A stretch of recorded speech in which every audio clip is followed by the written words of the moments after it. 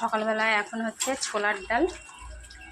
ছেলে মেয়ের আজকে স্কুল ছুটি, তো এখন ছোলার ডাল করছি। আর এটা সকালের খাবার। আর আটা মাখিয়ে রেখে দিয়েছি, লুচি করব ছোলার ডালের সঙ্গে। লুচি টুচি খানিকটা বেলে নিয়েছি, নিয়ে এখন ভাজছি। আর একা হাতে করতে হয়, তো যাই হোক। এখন আমার শাশুড়িকে আর আমার বরকে আর আমার শাশুড়িকে আগে খেতে দেবো। সকালবেলার আজকে লুচি আর ছোলার ডাল টিফিন।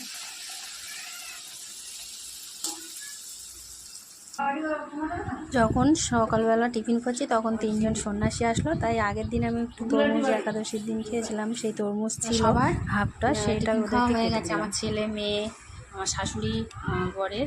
এবার আমি নিয়ে বসেছি। আর এদিকে ছোলার ডাল নিয়েছি, লুচি নিয়েছি আর মিষ্টি নিয়েছি।